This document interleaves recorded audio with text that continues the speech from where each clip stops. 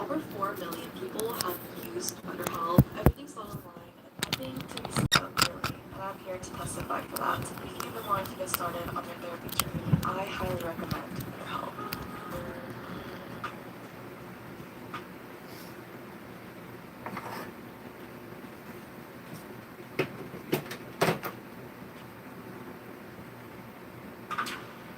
Want to turn hair loss into hair gains? With Hims, discover a range of prescription treatments in a variety of convenient forms, like the quick-dry 4-in-1 spray. Products are formulated.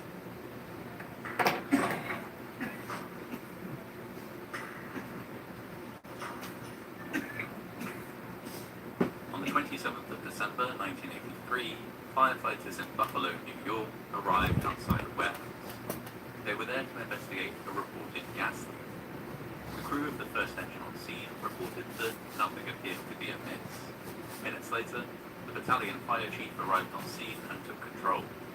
He ordered his men to undertake a systematic floor-by-floor search of the building. 30 seconds after issuing this order, the warehouse was obliterated by a massive explosion, one that would change the lives of hundreds of people forever. Propane is a colorless, odorless gas which is used as a fuel around the world. It is highly flammable, and so an artificial odorant is added to give it a distinctive smell that many people liken to rotten eggs. This can help users to detect when a propane leak has taken place. Propane has many very useful qualities. It is easy to transport and produces fewer harmful byproducts when burned than regular gasoline. It is often sold in cylinders of varying size, which can be carried by road or rail, and exchanged when empty. Propane, being a gas at standard atmospheric temperature and pressure, cannot be spilled in the same way that gasoline can, but can leak. Leaked propane will dissipate in the open air, but can accumulate and pose explosion risk in enclosed spaces. One common use for propane is in forklift trucks. Because these operate indoors, a clean burning and efficient fuel is necessary, and propane generally fits the bill. On the 27th of December 1983, several propane-powered forklifts were in use at the premises of the Chimera Radiator Company. Radiators were stored and dispatched from the 4-story timber-framed building, which was also undergoing renovations at the time. As evening approached, just 3 workers remained inside. On the first floor were 41-year-old James Weed and 30-year-old Kenneth Glowacki. They were working late on the construction of a new office and, at just past 8 p.m., were busy applying drywall. Up on the third floor, 28-year-old worker Damian Rice was using a forklift to move a large propane tank. At some point during this operation, the tank was accidentally dropped. It hit the floor with a loud bang and ruptured. Huge quantities of propane gas hissed out, filling the air with the smell of rotten eggs. Rice leapt from the forklift and took the elevator down to the first floor. He arrived at the same time as the smell of the gas. Frantically, he explained what had happened to the other 2 men and began a rushed evacuation of the building. They turned off the heating system, deactivated the electricity supply, and then piled into Weed's truck. Weed drove them several blocks away to what he believed to be a safe distance, then stopped so that they could use a portable phone to call 911. Within minutes of them reporting the gas leak, firefighters were on the scene. The first crews to arrive on scene reported there was nothing to see. By the time Battalion Fire Chief Harvey Supple had arrived, they were ready to commence a floor-by-floor search for the source of the gas leak. Less than a minute after this search began, however, at 8:27 p.m., the propane gas that now filled the warehouse ignited. The explosion was huge. The 4-story warehouse was completely destroyed within seconds, as were more than 30 houses in the surrounding area. Windows for several blocks around shattered. Burning debris was hurled into the air and rained down across the area, starting numerous second fires. The explosion briefly lit up the entire sky over the city of Buffalo. The blast completely buried one fire appliance in flung another across the street, trapping 2 firefighters within. A nearby church had its roof completely blown off, and many local residents were awoken by collapsing ceilings, shattering windows, and doors blown off chimneys. In the aftermath of the explosion, many injured people wandered stunned through the wreck. In some cases, they had been in bed or in their own homes when the explosion took place. Deafened, burned, and injured by flying glass or falling debris, they struggled to understand exactly what had happened to them. Police officers, drawn to the site by the sound and glow of the explosion, resorted to pushing stunned victims into piles of snow, which they hoped would cool any burns they might have sustained. For hours, ambulances ran back and forth between the blast site and 5 different city hospitals, ferrying more than 100 injured people. Surviving firefighter Frank Horowitz said in a later interview, "All I could see was a big ball of fire. In my 25 years as a firefighter, I've never seen anything this bad." While searching the site, it became apparent that 7 people had been killed in the explosion, all of them dying instantly when the leaked propane ignited. The dead included 5 firefighters: 47-year-old Matthew Colpoys, 39-year-old Michael Austin, 37-year-old Anthony Washkilowicz, 43-year-old James Litfield, and 37-year-old Michael Catanzaro. Also killed were local residents Jessie Arnold, 69 years old, and her son Alfred Arnold, 34. Gary McAndrews, a 33-year-old firefighter, was severely injured in the explosion. The force of it blasted him out of his boots and broke his leg. He was peppered with shrapnel wounds and remained unconscious in hospital from the evening of the explosion until the last day of 1983. He woke up on a day when his fellow firefighters were buried. He was devastated by the news of their death, as he had assumed that he was the only one he injured. In the aftermath of the explosion, the 2 square miles that were worst affected were declared a disaster area. The Red Cross worked within this area to provide first aid, shelter, food and water, and advice to those that had been made homeless by the blast. For many of them, the explosion was an immense shock. They had been aware of the Chimera Radiation Company facility, but had not ever imagined that anything so destructive would be stored in a radiator warehouse. Indeed, the owners of the building, George Wilson and Gerald Malachowski, did not have the necessary permits to store or use hazardous substances on their premises. And even if they had, the city imposed a limit on the size of propane tanks that could be stored inside buildings. No legal propane tank could have caused an explosion of the size that was seen on the 27th of December, 1983. Wilson and Malachowski insisted that, while their forklifts did use propane, they were never refueled within the building, and thus there was no need for a propane supply on site. However, it emerged that Wilson had, in fact, had a 500-gallon propane tank delivered to the warehouse. It was this illegal tank that had caused the explosion. It was later found that there were several smaller propane storage tanks elsewhere in the warehouse. The 2 owners of the warehouse were charged for their unlicensed use of propane. Wilson received a $1,000 fine and 3 years of probation. He also paid a settlement of $200,000 to the city of Buffalo. Malachowski was acquitted. Injured firefighter Gary McAndrews was upset by the lack of any serious consequences for the owners of the warehouse. He himself would still be recovering from his injuries for many years. At the time, these injuries meant that he was able to speak only in short, simple sentences. When asked about Malachowski's acquittal, he said, "Me, therapy and speech, Monday, Tuesday, and Wednesday. And this man is okay. Jail? No. Fine? No." In addition to legal proceedings against the owners, the case was brought against the city of Buffalo by the families of the deceased firefighters. Lawyers acting on their behalf argued that the dispatcher who took the initial 911 call had been negligent, and that the men should have been better served by the system. When dealing with a gas leak of this magnitude, it was argued, they should have been ordered to begin an evacuation of the area, not a search of the affected building. It was ultimately found that the dispatcher was not at fault. The fire appliances that had been destroyed in the blast cost almost $500,000 to replace.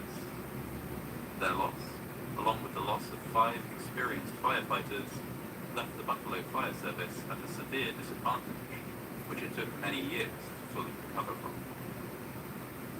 The area that had been devastated by the explosion was cleared, and the warehouse was not rebuilt. Some homes were restored, and a memorial was put in place where Fire Call Box 191 once stood. It remains in place to this day.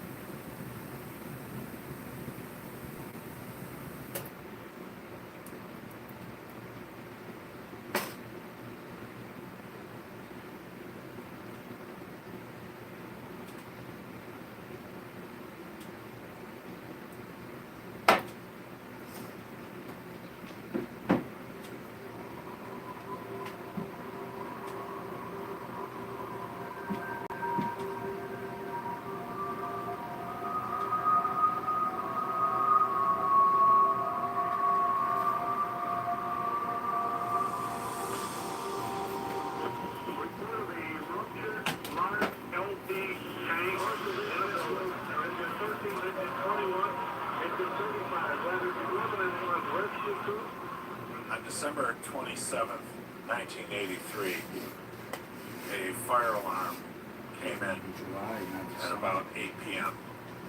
that there was a propane tank that had ruptured inside of a 4-story building that stood right here. What happened next shook the city, literally. It was just after Truck 5 and Engine 1 and the battalion chief had arrived here at this location that the 500-gallon tank of propane exploded and destroyed everything in a 4-block area, reducing it to rubble.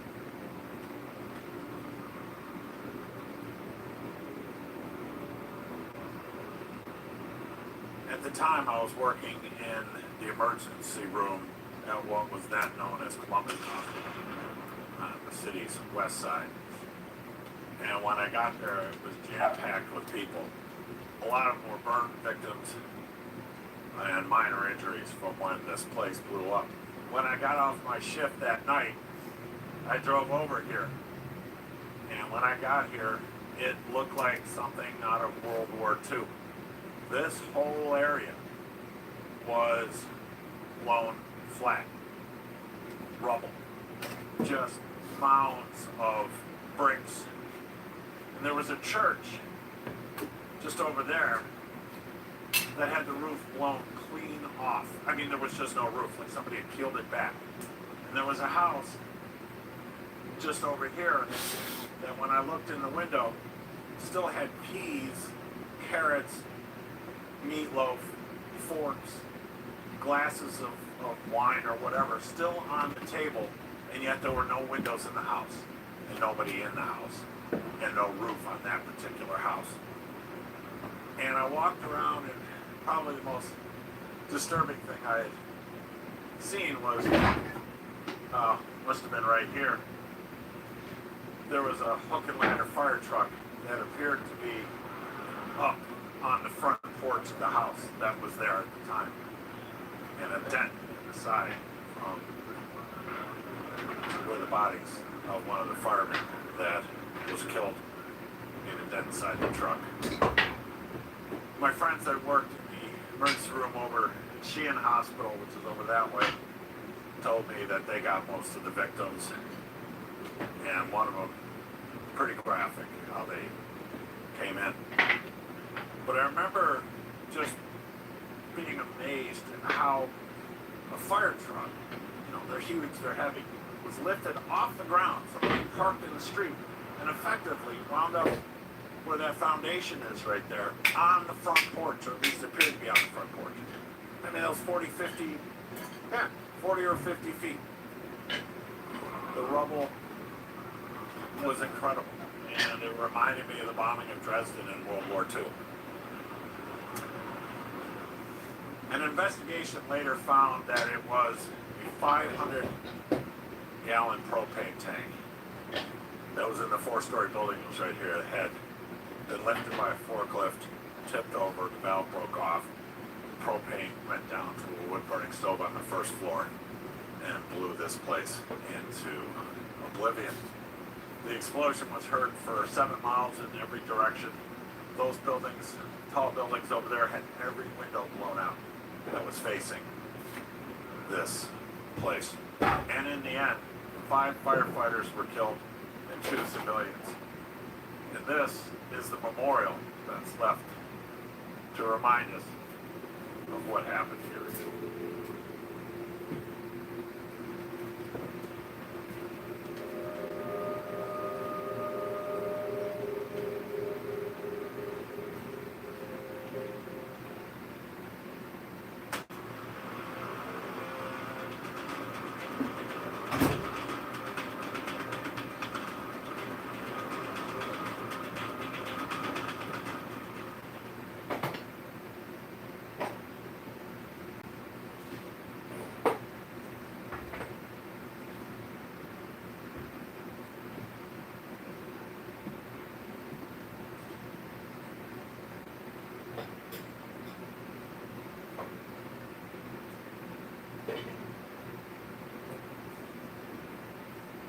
Who's coming in the doorway?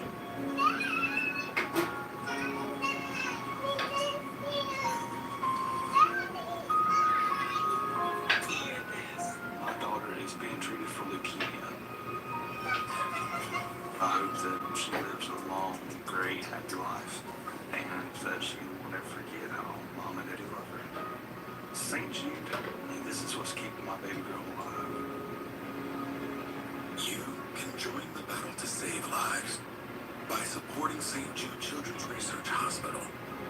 For just $19 a month, you'll help us continue the life-saving research and treatment these kids need now and in the future. Cancer makes me feel angry, like it not in the, like feel on the outside, just the inside I'm angry at. When your kid is hurting and there's nothing you can do about it, that's the worst feeling in the world. 1 in 5 children diagnosed with cancer in the U.S. will not survive. Those that donate to St. Jude, I hope that you continue to give. They have done so much for me and that family. Join with your debit or credit card now, and we'll send you this St. Jude t-shirt that you can proudly wear. Están salvando vidas. Y la vida de mi hija es una de ellas. You ready to go have some fun? Described by its combined U.S. Air Force and civilian crew as full of shaky, surrounded by nothing but frequently raging North Atlantic waters as far as the eye could see. The battered, stationary, offshore early morning radar platform, Texas Tower 4, was the epitome of hasty, cutting-edge Cold War experimentation on a massive scale. One of many plans to defend against escalating Cold War threats, the Texas Tower program went from what could have been a mere footnote in the history of early nuclear defense to a tragic, deadly, short-lived program that lives in infamy to this day. From We Are the Mighty, 5 towers were planned, 3 were built, 1 was doomed.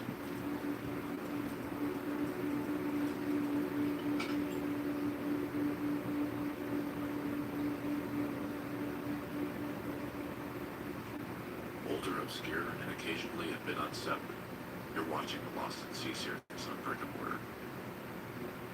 The primary source for this video is the United States Investigative Subcommittee's 300-plus page inquiry into the collapse of Texas Tower No. 4. And a strong secondary source playing a major role is a summary titled The History of Texas Towers and Air Defense, 1952 through 64, by one Thomas W. Gray, created in March of 1965, just a few years after the incident.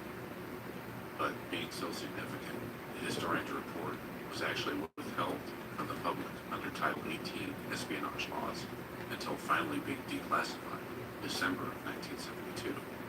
The subcommittee's inquiry on primary source is a combination of transcripts during testimony from those directly involved in Tower 4's design, construction, and operation, summaries of the Texas Tower program's purpose, descriptions of evidence presented, conclusions and lessons learned, amongst all their other means of investigation. These hearings took place in May of 1961, just a few months after the Tower 4 incident, in January of that same year. As always, hence all sources of additional references and featured media will be in the description.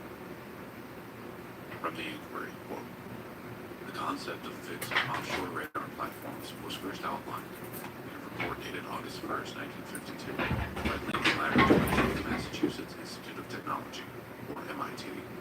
The report found that such structures were possible if we used shoals that were known to exist 80 to 100 miles off the northeast coast. Accordingly, Lincoln Laboratory recommended consideration of facilities suggested by the original Texas Towers, a nickname for oil drilling platforms in the Gulf of Mexico, to be placed at 5 selected locations in North Atlantic shallows. The Cold War had escalated into a nuclear arms race, and early warning systems used to detect nuclear-capable, long-range Soviet bomber aircraft were being given priority, especially along the U.S. eastern seaboard. Various picket ships, vessels fitted with radar, along with early warning aircraft were seen, according to the Air Force and MIT, as unreliable compared to the potential of a fixed position, land-based radar system installed to monitor the same areas. In addition, the upcoming cutting-edge stage system, or semi-automatic ground environment, now legendary in Cold War lore, would revolutionize the networking, processing, and coordination of this, at the time, massive amount of info retrieved from each radar site connected to it, which also included the distant early warning, or due warning, all feeding data into massive banks of computers located in secure facilities. According to the inquiry's report, unlike the biggest ships and early warning aircraft, the fixed radar on the Texas Towers would be linked automatically through this SAGE system. This crucial information gathered offshore would potentially no longer be subject to the delays, errors, and inconsistencies that were thought to have plagued the cumbersome process of ships, aircraft, onshore stations, multiple points of communication, and overall shorter connection ranges that came with not being fixed in place or land-based. The distant early warning, or DULA, with land-based radar installations would cover the northernmost latitudes presently, while the Texas Tower program would cover the northern Atlantic. Hopes were high for the program's ocean-based warning areas, with expectations for them to span hundreds of miles each, up to 50,000 feet in altitude, and grant a 30-plus minute advanced warning of approaching enemy bombers. Crewed by dozens who would work on board for months at a time, the towers were planned to become their own little isolated, stationary world in the middle of a vast, unforgiving, violent ocean. This channel is fully independent. We take no sponsorships of videos like these, and it's because of viewers like you we can keep doing these deep dives with such a high standard of research and production. To support the production of these videos, get Rick and Mortar artwork, hoodies, mugs, patches, and more at rickandmortar.com. Get listenable podcast audio-only versions of each episode and more at patreon.com/rickandmortar. Links will be in the description and pinned comment. Or simply subscribe to this channel. Help spread the message that your safety matters. You might remember my previous video on the Ocean Ranger, a prime example of a floating, non-stationary, large platform that gives the impression of being fixed to the ocean floor on large columns.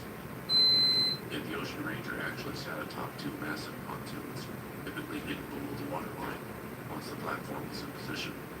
Technically, just a massive, semi-submersible ship.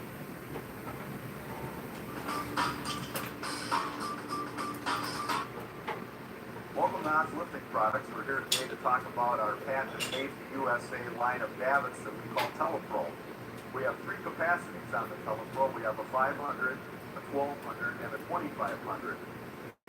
They all are zinc plated and come with a stainless steel ID tag. So the main feature of the TelePro is that with the traditional davit, to move a boom in and out, you have to pull a pin and readjust the boom. You certainly can't do that under load. But with the TelePro, the advantage is that you can move the boom in and out while the crane is under load. So each TelePro comes standard with a hand winch that has a less than load brake. So as you raise a load or you lower a load, you take your hand off the handle, the brake engages and holds your load. The neat thing about this crane, though, is that this handle not only can raise and lower a load, but it also can extend the boom while it's under load. So, if you get tired of doing this, every TelePro comes standard with a drill drive adapter. So if you don't want to crank the handle to put that in place, you can raise and lower your load. Now the feature of the TelePro is that you can, as I said, you can move the boom in and out while under load, and you can do that either with the handle of the hand winch or with a right angle drill.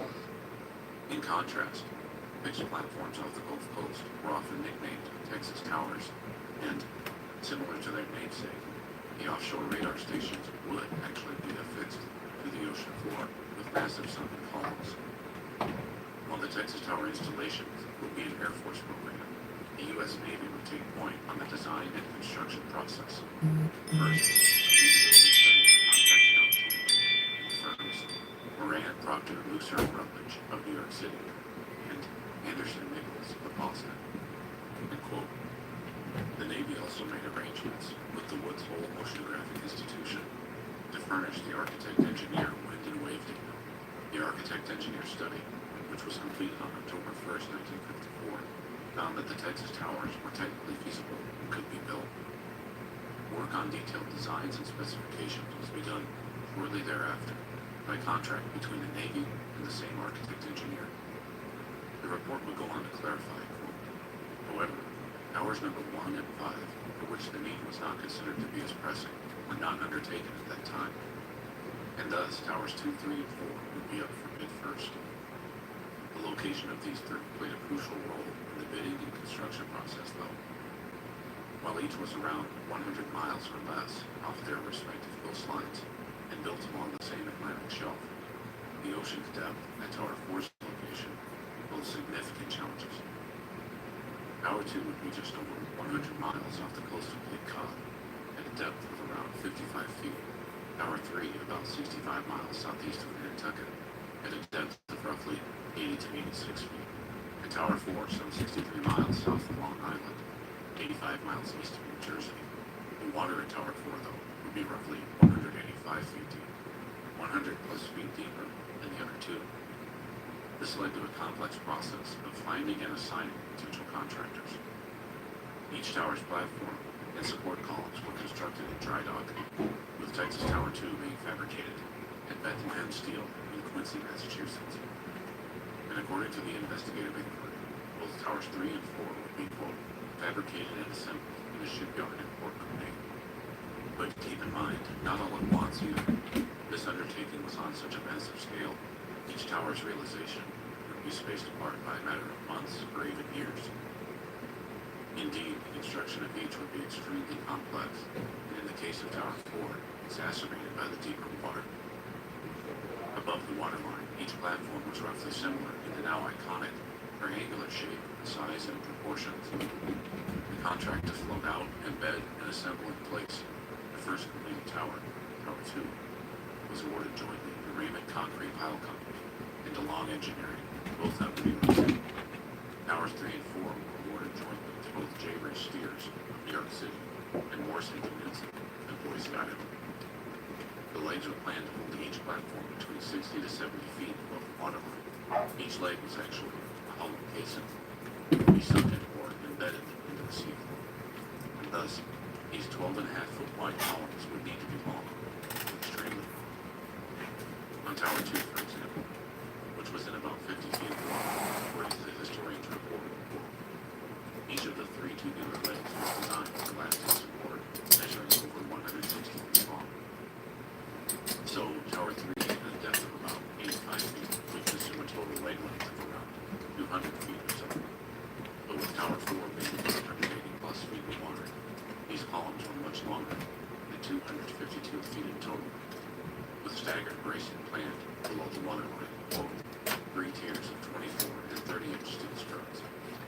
The only one of the 3 to contain this sort of additional reinforcement below waterline. Perhaps the most significant change, though, would be, quote, Tower number 4 was handled quite differently from either of the other 2. On the other 2, the legs were put in the platform and towed the seam as part of the platform. So, essentially floated out vertically as one large unit. Underway, the platform was towed by 2 tugs, each with a separate shoreline platform. In the harbor, where maneuvering was necessary, there were also tugs pushing, but these dropped back below the bottom of the sea. Tower soon passed the limits of Boston Harbor and slowly took the sea. By this time, the tower was almost at its full height. Work was being seeded for hurricane conditions were forecast, and the tower needed a permanent place in place and secured for final strength. The storm was getting nearer. Personnel not vitally needed aboard the tower were evacuated, using the basket, the only means of getting on or off the tower. The full force of the storm hit the tower, however, and work soon got back to normal. But the men were not too easy with it yet, for the hurricane season was far from over. The temporary legs were no longer needed. So the sacks were lifted off, and one by one, the brackets cut loose. The radio towers, the framework for the radomes, and 2 of the 3 heavy steel protective fences are now installed. On November 17th, when the seas were getting rough, the tug El Sal and the smaller M. Moran arrived at the tower with an inspection party from what was to have been a 3-hour visit. As the inspection party was being hauled aboard the tower in a basket, the weather became worse. The seas had become so rough that the skipper of the M. Moran had to head for port. Finally, it got so bad that even the El Sal had to head for calmer water, leaving the inspection party stranded on the new and untried Texas tower in the midst of a surprise northeaster. This storm developed suddenly and had winds of hurricane force, with waves over 60 feet in height. This would be a test of the strength of this new tower. During the night, the 2 fenders broke loose from their moorings, where they had been hoisted supposedly beyond the reach of the waves, and 80 tons of metal crashed against the legs of the tower. The ladder of the rotary scaffold was caught in a lowered position and was ripped loose. But the tower itself had withstood the worst North Atlantic storm in years. Here is the Air Force Station, Georgia Bank, as she stands today. A lonely sentinel, guarding against the sea attack. The inquiry continues. On Tower 4, the legs were towed separately, and the platform was towed separately. After the legs, floated out horizontally, were upended and in position, then the platform was floated in between these legs, and these gates were closed in order to grip the platform for raising. Since this structure was fabricated in Portland, it was necessary to tow both the template and platform, some 350 miles, from ocean storms to the site, which took approximately 7 days. And the quote, template was the contractor's name for the rigged tripod legs being hauled horizontally. You know what you don't see in psoriasis commercials? The thousands of real people who go undiagnosed. People whose psoriasis can look very different depending on their skin tone. As the makers of Tremfya, we understand that everybody's moderate.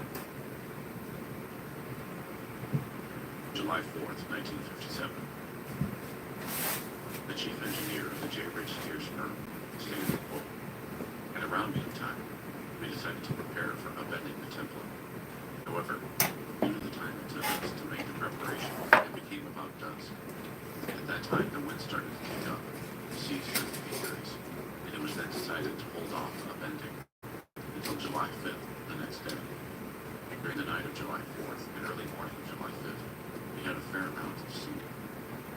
kept the template under tow, heading into the wind at all times, to diminish any effects the weather may have on the template. But the following morning, it was observed that one of the diagonal braces on the AB sign was broken off, and the other one was damaged. During July 5th, the weather was still bad, and we couldn't think about mending the template. It was during that time that I had a conversation with representatives of the community concerning these two diagonal braces as to what was to be done and what could be done. It was pointed out in the conversation that there were only two ways of doing the work. One was taking it back to Portland, putting it back in dry dock, and actually putting the braces back exactly as they had been when we left the yard a week or so before.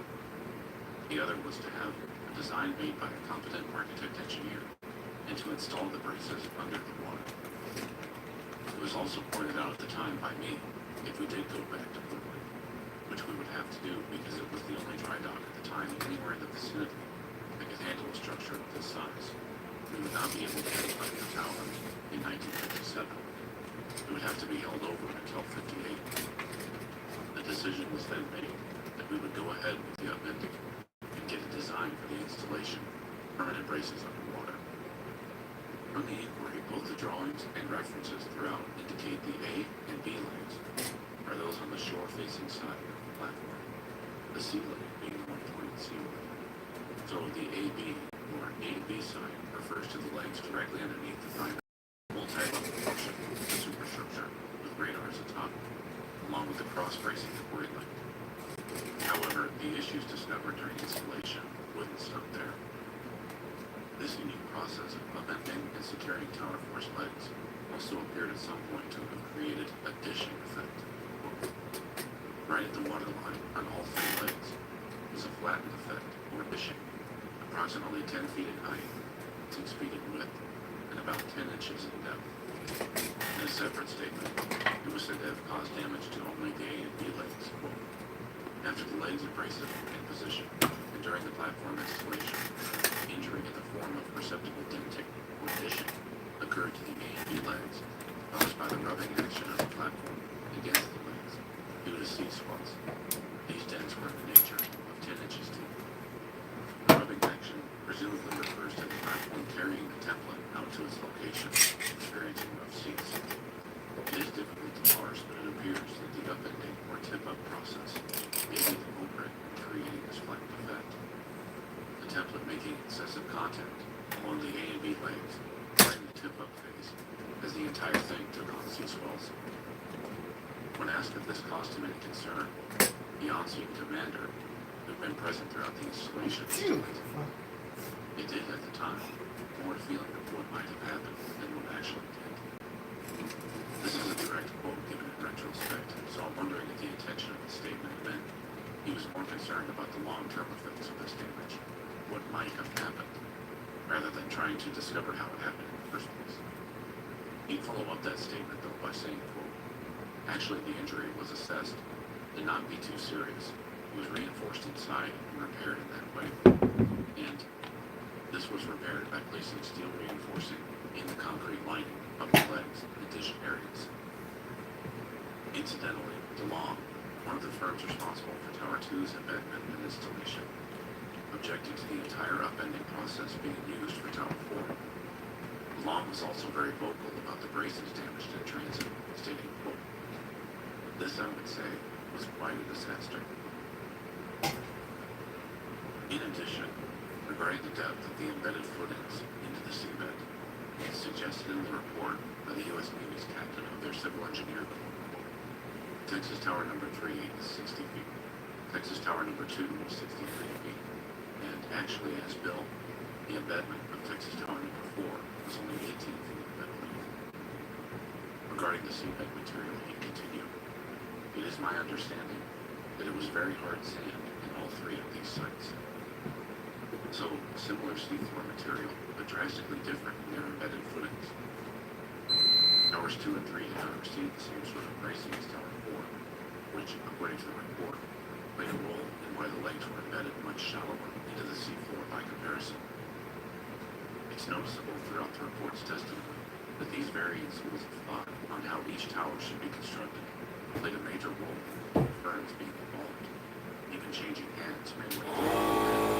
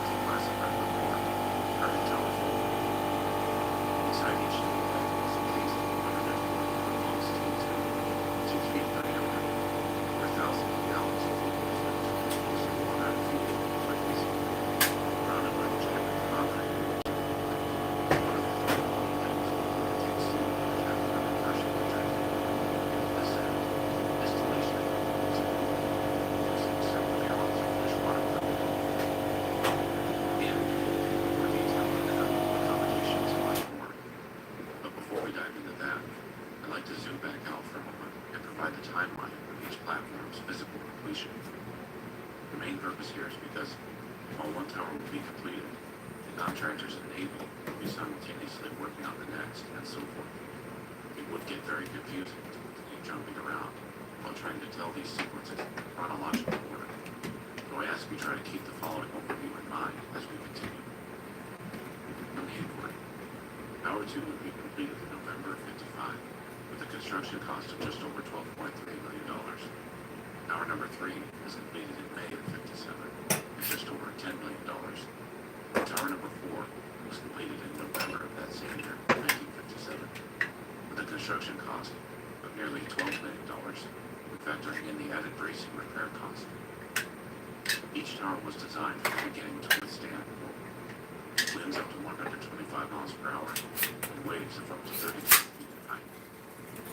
However, a massive amount of trial and error, troubleshooting and learning as they went, took place from the time the first tower, Tower 2, was handed off to the Air Force to begin operations. Unforeseen issues were plagued with these installations. And we are reminded, quote, by the end of 1955, the first tower, TT2, began radar operations. Its 3 radar tones, or radomes, were programmed to detect targets of B-47 size, flying about 50,000 feet to 200 nautical miles away. And the B-47 stratojet being a U.S. bomber, similar in radar cross-section to the Soviet equivalent. Quote, unfortunately, it was only after the tower was in place that the U.S. Air Force found low-altitude radar gaps in the tower's range.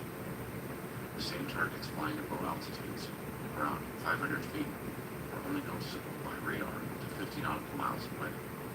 Airborne early warning and control aircraft still needed to patrol the oceans to provide adjunct coverage to the Texas towers.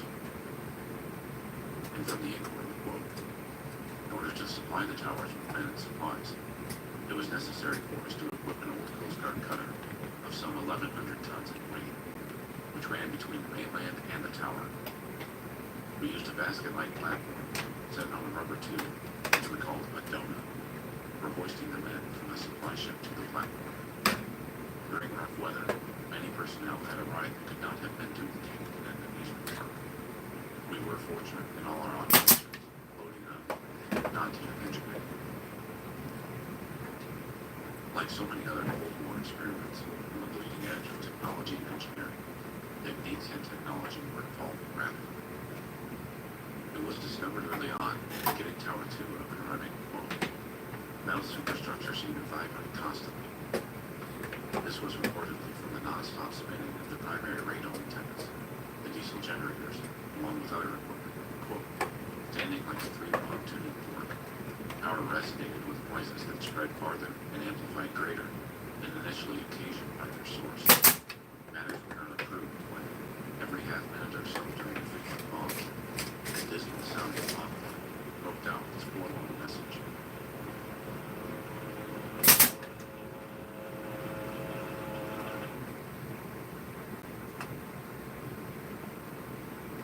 Referring to the construction of Tower 4 at such a depth, from an informational film presented during the inquiry. It is important to note that never before this time had a similar operation been attempted, much less completed. One important thing was to pick a time of year in which we could be relatively sure of a fairly calm sea in order to erect the tower for the advent of the hurricane season. In fact, in the case of Texas Tower number 3, the hurricane passed within 100 miles of the construction site only 7 days after we arrived. Undoubtedly, we were very lucky in this instance, because if this hurricane had changed its course a degree or two to the west, it would have completely destroyed that tower. Regarding Tower 4, the inquiry states, quote, the superstructure was a triangular platform, 66.5 feet above sea level, approximately 180 feet on each side. The weight of the entire structure was some 7,000 tons. Its overall height from the ocean floor to the top of the radomes was 345 feet, roughly that of a 30-story building.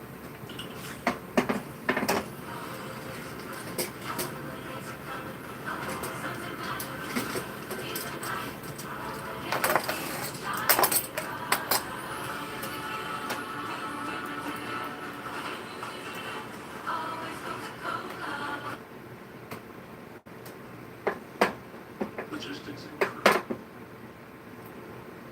Activated in October of 1956 was the 4604th Support Squadron out of Otis Air Force Base in Massachusetts. This unit would provide logistical support necessary for the Texas Tower mission, fuel oil, food, materials, spare parts, and carrying the crew back and forth made up the majority of their duties. There would eventually be 2 H-21B workforce helicopters per tower, and that of Local Cutter of New Bedford would continue its tower support, supplemented by 2 additional ships to share the load. The Eagles were modified for both operations over water and to maximize passenger capacity. It's been reported ferrying crew back and forth via helicopter was much preferred over the crane and ship method. From the U.S. Air Force Helicopter Pilots Association, USAF, HPA, the H-21 Eagles were eventually replaced by the Sikorsky S-61. I can't find the capacity of their modified H-21s, but it appears, according to the Pilots Association, the replacement S-61s could haul up to 28 crew members at once. And as an aside, this Texas Tower's emblem on screen is actually that of the 4604th Support Squadron. And these two are the unique emblems for Towers 2 and 3. However, we've not been able to dig up what Tower 4's logo looked like, which is a bit sad for a detailed junkie like me. The patch with the Latin for "We Are Ready" is also in a way credited for being the de facto emblem of the overall mission in our modern times. So we've used it in place of that Tower 4 logo on our 3D model. Seems kind of fitting anyway.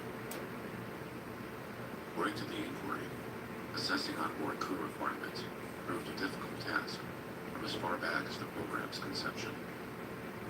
With this completely new and unique program came new and unique tasks.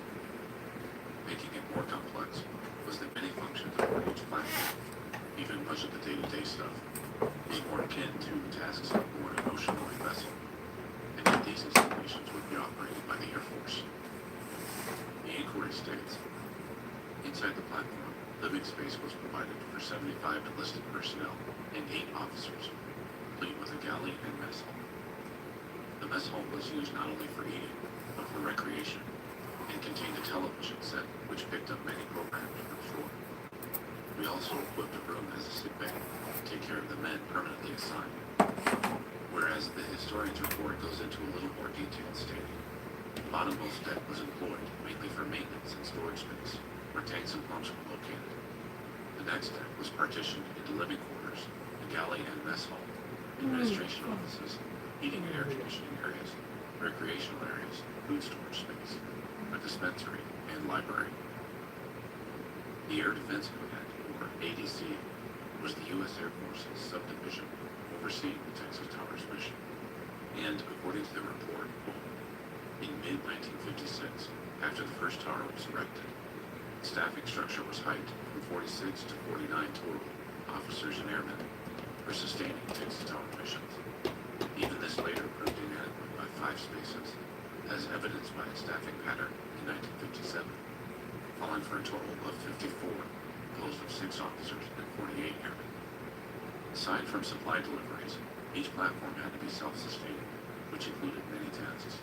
Of course, there was radar surveillance, control, and communications, but to keep the installations operational also required specialties like plumbing, heating, refrigeration, medical, mechanical, electrical, distillation, cooking, and especially unique to the Texas Towers were specific maritime duties, which required the creation of positions new to the Air Force at the time, like classifying 1 or more staff sergeants as seamen, along with airmen first class ranks, being trained into the Marine engine man role.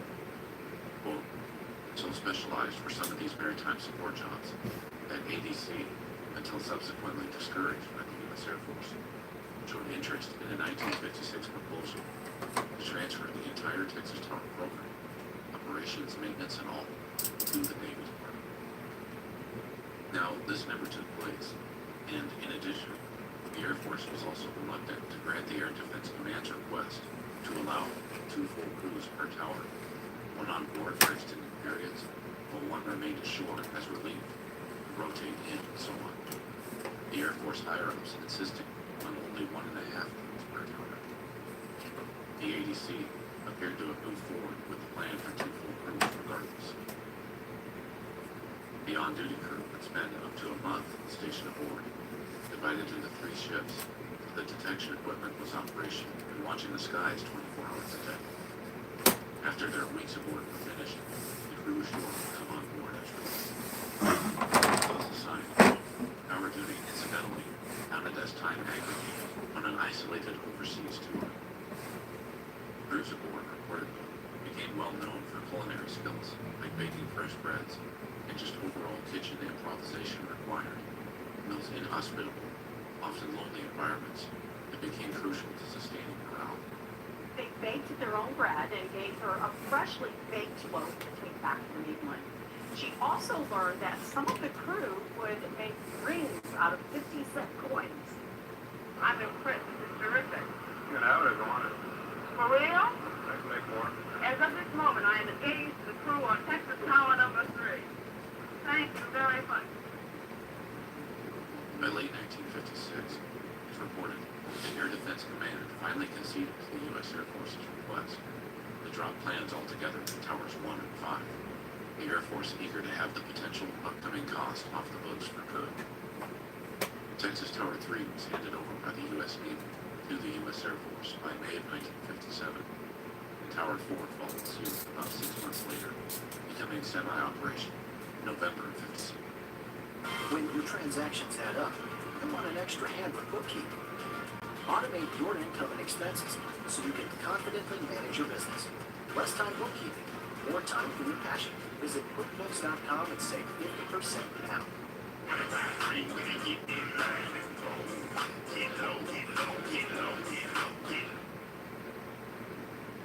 By summer of 58, all 3 towers were fully in place, but their uplink to the stage system was still a ways off. Radar operations and communications to the mainland were being conducted in the meantime, quote, manually. They were up against a multitude of issues, making communication of radar data with onshore handlers difficult and sometimes impossible.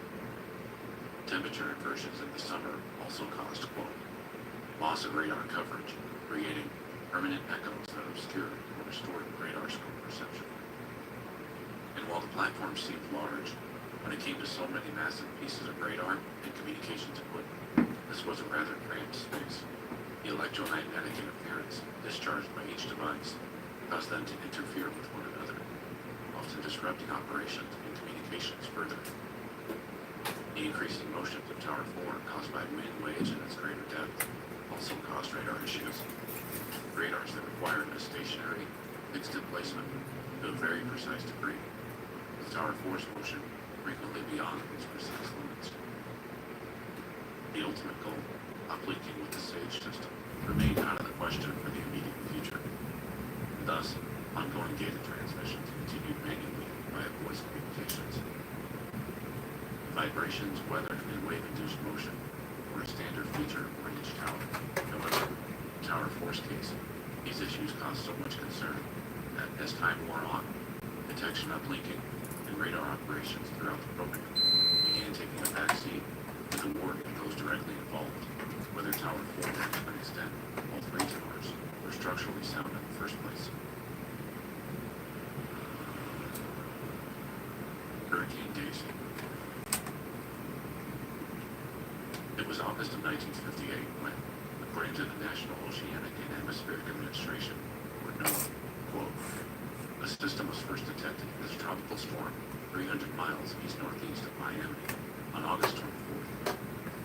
Although the inquiry only makes one mention of Hurricane Daisy, and the historian's report doesn't mention it at all, upon digging further, it stated in a June 1960 report by 2 U.S. Navy officers that this storm reached wind speeds of up to 120 knots, 138 miles per hour, and occurred within 8 to 10 miles of the storm's center. And when we look at NOAA.gov's historical track for Daisy, August 27th to the 30th, 1958, as the storm reached hurricane status, it appears as though the storm's center passed almost directly over Tower 4's location. From the inquiry, it was, quote, the summer of 1958, when the normal motion of the tower increased to the point that in September and October, after Hurricane Daisy, the Navy made an underwater inspection to ascertain the causes. The Navy divers found bracing connections loose at the 65-foot level on the shoulder or AB side of the tower. The inquiry continues. In November, the original construction contractor, J. Rich Steers, was recalled by the Navy to correct these deficiencies. During the winter of 58 to 59, before this work could be completed, the tower underwent 5 more storms, with maximum winds of 90 miles per hour and waves of 33 feet observed at the tower. It's mentioned in both the inquiry and historian's report that upon completion of repairs, by May of 59, there was a noticeable reduction in the motion of the tower. An underwater inspection was made by the Navy at that time, which established that the repairs had been satisfactorily accomplished. Throughout that winter, late 1959, Tower 4 endured 4 more storms. Winds upwards of 75 miles per hour and 35-foot high waves battered the hapless radar station. By January 1960, crews on board reported hearing noises from underwater and feeling abnormal motion above and beyond the typical shaking and vibration. The Air Force requested the same dive team that the Navy had brought in previously to make yet another underwater investigation. The divers completed this task by February and discovered loose connections in the bracing again and on the same side. The AB plane at the 25 and 75-foot deep levels. Moran Proctor Lucerne Rutledge, the original designing architect and engineering firm, was contacted again. For the inquiry, quote, they recommended the installation of a system of above-water bracing. More specifically, quote, the design engineer said, this is an emergency. If we do not do something about this tower, we may lose it, unless something is done about it by August 1st. Following up, quote, this major project, which involved the expenditure of $500,000, was completed by J. Rich Steers in August 1960, and the tower was certified by the architect engineer as back to its original strength, capable of withstanding 125-mile-per-hour winds and 35-foot breaking waves. And, as a side note for reference, there are a couple indicators when looking at old photos that set Texas Tower 4 apart from the other two, at least in the later parts of its short life. The 2 tropospheric dishes mounted behind the railings, jutting out from the main structure, as compared to 3 I've seen in many photos in Tower 2 and 3. Whether one was damaged or removed, I'm unsure of the story there, but especially distinct were the braces underneath, just above the waterline, again added to Tower 4 only in August of 1960. Hurricane Donna. Less than a month after those above-water edge braces were installed on Tower 4, the storm system that had formed near Cape Verde, Africa, crossed the Atlantic and was at hurricane strength by early September 1960, when it reached the tropical Atlantic, eventually sweeping across Florida, leaving chaos and destruction in its wake. It then headed back out to sea, tracking up the east coast. Hurricane Donna moved slightly ashore again along its northeasterly track. At its strongest, Donna had reached wind speeds of 160 miles per hour, Category 5, while it was in the tropics, and ravaged the Florida Keys with 140-mile-per-hour winds, Category 4. It's reported that all Tower 4 personnel successfully evacuated prior to Donna's arrival. And while the NOAA report states the hurricane was downgraded to Category 2 as it briefly made landfall across North Carolina, the storm, tracking back out to sea again, smashed into Tower 4 soon after, on September 12th, pounding the unfortunate platform with winds up to 130 miles per hour, breaking waves that exceeded 50 feet. The storm, quote, virtually destroyed the maintenance platform, also known as the Flying Bridge, severely damaged other portions of the superstructure, as well as the newly installed above-water bracing. Another underwater inspection was required to assess the damage beneath the waterline. But the destroyed flying bridge on the bottom side of the platform is crucial to underwater operations. The Air Force brought the J. Rich Steers firm out again to replace the broken access platform. Quote, the platform was completed by November 1st, and underwater inspection began on the same day. Serious damage was discovered, all in the AB plane and the upper 2 tiers of the underwater bracing. In the meantime, Towers 2 and 3 were being worked on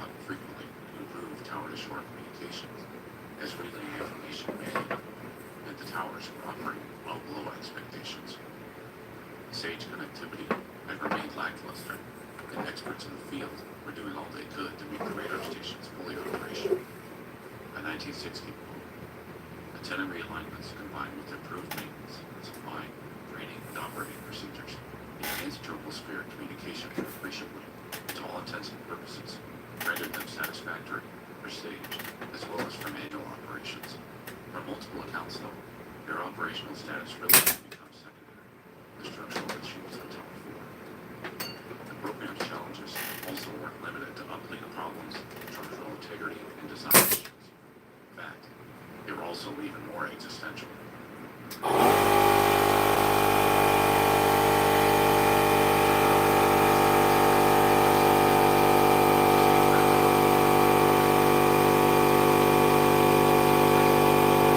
With the potential to carry payloads into high altitude, suborbital trajectories, or far outside the Texas Tower program's detection capabilities. YouTube Premium is ad-free YouTube and the YouTube Music app all together. Uninterrupted videos and apps made just for music. YouTube Premium. One subscription, 2 apps. Try 1 month free. The end was near. It's not entirely clear whether Tower 4's radar operations continued, but after Hurricane Donald left the installation pattern being repairs. By November of 1960, the man would reduce the crew on board to a minimum contingent of 14 Air Force personnel, along with the 14 civilian contractors present to carry out ongoing repair work, 28 on board in total. Serious damage had been discovered again in the AB plant, upper 2 tiers of the underwater bracing. A plan was developed by the original design firm to install what would likely be X-style cable bracing underwater that would bypass the damaged tiers, potentially strengthen the A&B legs. In addition, it's reported other desperate attempts to stabilize the platform were also ongoing throughout the winter, like filling the legs with sand and concrete. As time wore on, winter weather conditions worsened, battering the tower further with vibrations and motions of the unstable platform, so severe now that the remaining personnel on board would be routinely thrown to the deck if caught off guard. Motions so violent that welders were having difficulty repairing the damaged legs. In this part of the Atlantic, winter temperatures average about 37 degrees Fahrenheit ambient and 32 to 42 degrees Fahrenheit water.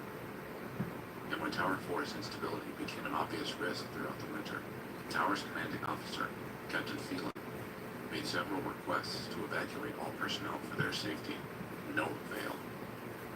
Despite having successfully evacuated from Hurricane Donald just a few months prior, Air Force leadership, quote, refused to abandon the tower, fearing that nearby Russian bombers had spies eager to steal the radar technology. The unfortunate tower was weakened, some say to the point where it was at roughly half of its original structural integrity. From the inquiry, quote, on January 7th, 1961, while underwater workers were readying the A&B legs for installation of the cable bracing, the first of which was scheduled for delivery later in that month, a new break was found, the lowest tier of underwater bracing on the A to B plane at the 125-foot level. This break may have been caused by a severe storm in December, which had winds up to 90 miles per hour and waves up to 40 feet. On January 12th, a meeting was held in the offices of the construction contractor with architect, engineer, and Air Force personnel in attendance. It was agreed that, as a result of the new break, a new or modified repair design would be necessary, and more extensive work than originally contemplated would be required. It was also decided to complete certain work in progress and then suspend further repairs until the spring, when weather conditions would be more favorable for underwater work. From Time magazine. Now there were no more jokes about the tower's rock and roll. Its men called it "old shaky," and the gag was grim with fear. All the talk was about getting ashore, and letters home, and in calls via Air Force radio. Their growing terror spread to their families.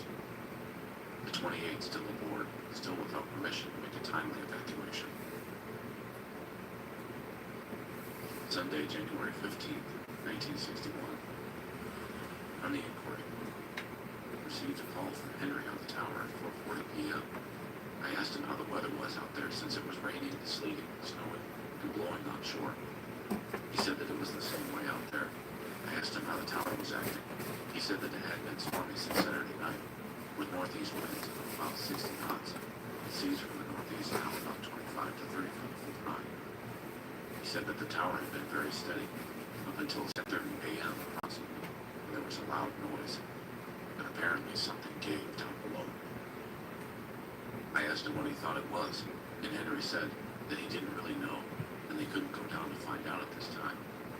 He said that since 10:30 a.m., the tower had begun to move and oscillate and seemed to have a rotary motion. I asked him how much he thought it was moving. He said about 50% of what it had around the middle of December 1960, and before the clamp, 75 feet deep, had been installed. Henry also stated that they had completed welding and reinforcing all cracks in the X-bracing above the water, but that up until a little while ago, they had not been able to get on deck or the maintenance scaffold due to winds up to 60 knots. When he and the commanding officer had finally gotten down on the maintenance scaffold, presumably the flying bridge, as the wind let up a bit, they found a 20-inch vertical crack at the intersection where the interior vertical 5/8-inch thick gusset plates bent the A-leg from the AB and AC sides. I asked if there was anything else they had observed. He said no, because they couldn't move the maintenance scaffold through the wind. I asked him what the weather reports indicated. He said that they were trying to get all reports available. They expected a lull in the morning, at which time they would try to get off by choppers, which had been alerted. What they were concerned about was a report that 2 loads were expected to combine off of Cape Hatteras and move up the next day.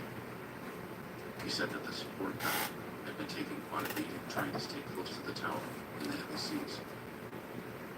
Earlier that afternoon, according to We Are the Mighty, the platform's commanding officer, or CO, called his wife at about 1300 hours, or 1 p.m., and quote, they had a long conversation. He told her that the tower was gyrating, the word he'd never used to describe the tower's behavior. He told her it was rough on board. She believed he was especially concerned about the wind and waves. He asked him what would happen if the tower collapsed. He told her that it would not float. She asked if there were any watertight compartments. He replied, absolutely not. Of course, swinging around in the donut to safely board the cutter New Bedford was also not feasible, with winds of 60+ knots, waves over 20 feet high. The cutter, though, on the insistence of their captain, was still in the vicinity holding station as best they could in weather, prepared to render assistance regardless. During times of emergency, the platform CEO could order last-minute evacuation regardless of standing orders.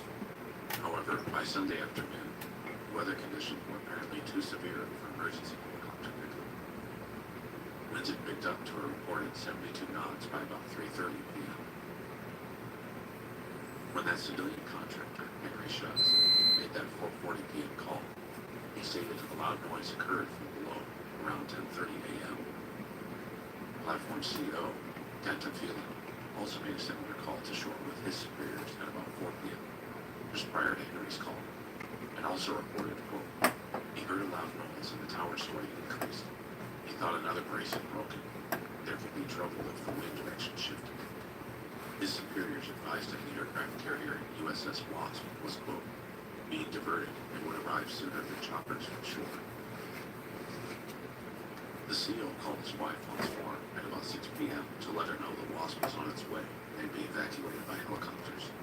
By then, waves were reported 35 feet high with 85-knot winds. According to We Are the Mighty, Henry had called into shore once more at 7:15 p.m., reporting that they'd made the deck ready for the carrier's helicopters. He stated, quote, my next call to you will either be on the Wasp or I will be in the sea. So long. Aboard the cutter, nearby, but far enough to be out of sight, the captain watched as Tower 4 disappeared from their radar screens. He transmitted to the Coast Guard that Texas Tower 4 had disappeared from radar and was presumed lost. From the TexasTowers.com, 5 craft soon reached the scene. The Wasp, the destroyer F.T. Berry, the destroyer Norris, the destroyer Lloyd Thomas, and the destroyer McCaffrey. Helicopter and fixed-wing search of the area had to be postponed because of wretched weather and visibility conditions. It's been reported through various secondary sources, like the TexasTowers.com, that once these vessels were on scene, where Tower 4 was supposed to be, there was absolutely nothing to be found on the surface. The destroyer McCaffrey was said to have heard metallic tapping noises from beneath the waves via their sonar receivers. One of the Navy ships immediately deployed shallow water divers to at least try and assess the tower's position on the water. They determined the jagged edges of the tower were within 20 feet of the surface. The luminous glow of the structure below, he was able to estimate that the mass of the tower was still lying parallel and nearby. Civilian divers were brought out to the Wasp so a more thorough search and potential recovery could be attempted. At up to 180 feet deep, no small task, especially with large structures in unknown, unpredictable, and unstable positions beneath the waves. Potential overhead environment for divers. From the inquiry, one of the tower's marine contractors, who'd been presumably ashore at the time of collapse, stated, quote, "We were called in fact, at the very outset of the tower collapse. There was a feeling on the part of some of us that there possibly was some life still in the tower, even though it had been submerged. There have been many cases in the past of people living in submerged objects for some little time.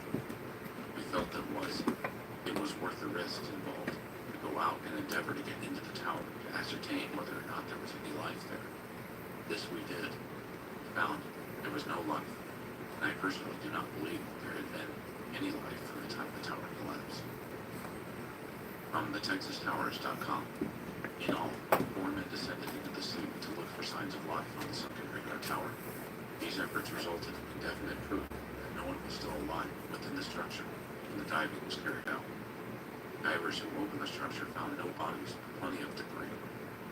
The only direct evidence of the crew was found that Monday, January 16th, when the McCaffrey pulled the body of an Air Force Master Sergeant from the water after his remains had been spotted by helicopters from the Wasp.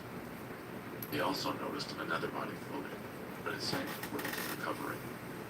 16 miles from the tower, searchers found one small boat, heavily smashed, and a capsized 35-foot motor whaleboat, a floating mattress, some loose debris, and the heavy smell of diesel oil and gasoline.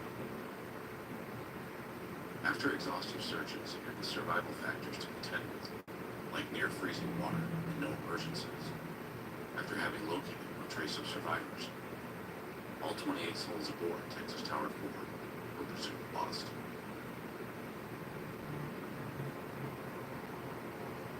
From the TexasTowers.com, all evidence indicates that the men on the tower had been thrown into the sea without warning and with no preparation for the collapse.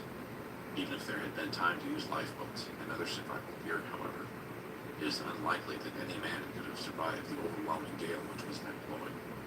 Wreckage later picked up in the vicinity clearly indicates there was no time for an organized attempt to abandon the tower. And just to note, that last call from Henry Schutz, reportedly at about 7:15 p.m., states they'd made the deck ready for helicopter landing. Was the time of collapse estimated at 1920 hours, or 7:20 p.m.? Perhaps the crew were outside on deck, waiting when it suddenly collapsed. The same group of divers that confirmed the tower's underwater position would eventually survey the wreckage. From the inquiry, quote, "We found the tower wrecked to be some 200 yards at a bearing of 245 degrees from its original site. We found the 2 footings were fractured, and then one had bent, the B casing bent just above its footing. We found all 3 footings to be intact.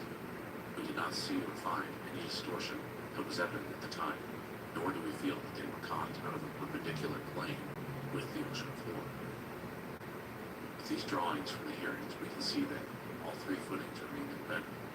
The A and C legs, or casings, were found to have fractured right above their footings, and leg B bent right near its footing without fracture. These findings aren't necessarily the initial failure, just what was found in the immediate aftermath. We will discuss probable cause in more detail later. But this tragedy, though, brought to the forefront more abject, imminent risk. Regardless of where a plane would end up, at risk was Towers 2 and 3. Tower 4's failure was a huge story, almost immediately getting the attention of several local and eventually nationwide news outlets. At this point, it didn't matter the special circumstances of Tower 4, motion depth, unique build technique, the potential failure of the other, presumably fully occupied platforms is now clear for all to see and required immediate action. According to our Captain White, with the U.S. Navy's Civil Engineering Corps, we were given a job by the Air Force to make an investigation to determine the seaworthiness of towers number 2 and 3. Associated with that job was a matter of extreme urgency, because there was a lot of concern, certainly, following the tragedy of Texas Tower number 4, as to what the condition of the other 2 towers was. Now, this concern was shared not only by the people that were on the towers themselves, but by the families of those people. This was a matter of urgency. It would seem to me that the best people who were in a position to go out on those towers and specify and determine which parts of the towers should be thoroughly investigated to determine their structural accuracy was the firm that originally designed the towers. Captain White was asked by the subcommittee about this potential conflict of interest. Quote, "Well, Captain, with all deference to the time element and the urgency of the matter, it appears from the record that the design engineers, time after time, have been consulted, and no one else, about repairs to Tower number 4. Now they are called upon by a new contract to evaluate their own work in Towers number 2 and 3. Now it is not very likely, is it, that they would admit that there was a design deficiency in Towers number 2 and number 3 if they found one."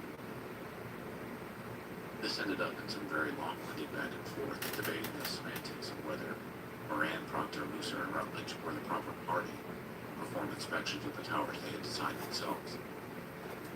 When asked once more, a more straightforward quote, "But you honestly feel that by employing the original design engineers, you're going to receive a completely objective report of the structural stability of towers number 2 and number 3? Captain responded, "I have no question of it, sir. If I had any question of it, I would not have given them the contract." No matter their findings, though, the future of the Texas Tower program at this point was in serious jeopardy.